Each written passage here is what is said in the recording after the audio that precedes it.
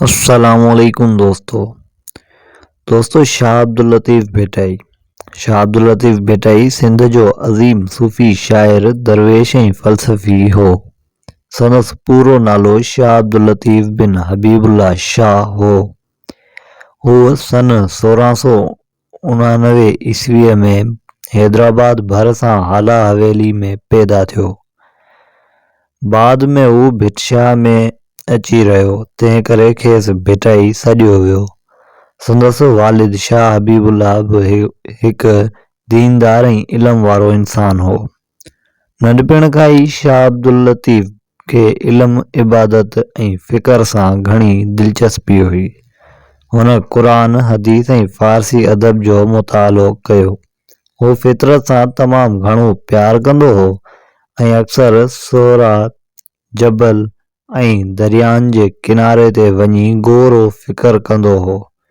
नौजवानीअ में हुन सिंध, कच्छ, लसबेले ऐं थर जा सफ़र बि कया। उन्हनि सफ़रनि दौरान हुन आम माण्हुनि जी ज़िंदगीअ, तकलीफ़ुनि ऐं मुहबतुनि खे वेझो ॾिठो।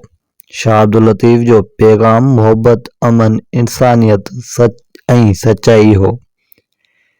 हुन पंहिंजी शाइरीअ में सिंध जे मशहूर लोक किरदारनि जहिड़ोकि ससुई, मारई, मूमल, नूरी, लीला ऐं सुहिणीअ खे अलामती तौरु इस्तेमालु कयो।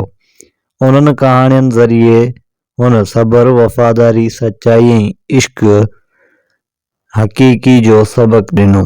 शाह अब्दुल लतीफ़ भिटाई पंहिंजी शाइरी सुरनि जी सूरत में लिखी। संदसि शाइरीअ जो मजमूओ शाह जो रिसालो जे नाले सां मशहूरु आहे।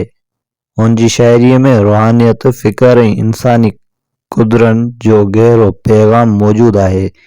शाह अब्दुल लतीफ़ खे मौसीक़ीअ सां बि घणो शौक़ु हो, तंहिं करे हुन पंहिंजी शाइरीअ खे ख़ासि साज़नि ऐं सुरनि सां ॻाइण जी रिवायत क़ाइमु कई। शाह अब्दुल लतीफ़ भिटाई सन 1752 ईस्वीअ में वफ़ात करे वियो। संदसि मज़ार भिटशाह ज़िलो मटियारी में आहे, जिते हर साल हज़ारे माण्हू हाज़िरी ॾियण ईंदा आहिनि। हर साल संदसि यादि में उर्स पिणु मल्हायो वेंदो आहे। शाह अब्दुल लतीफ़ भिटाई खे सिंध जो क़ौमी शाइर सॾियो वञे थो। संदसि शाइरी अॼु बि माण्हुनि खे मुहबत, सब्र, हिम्मत ऐं इंसानियत जो सबक़ ॾिए थी ऐं संदसि सक़ाफ़त जो अहम हिसो आहे।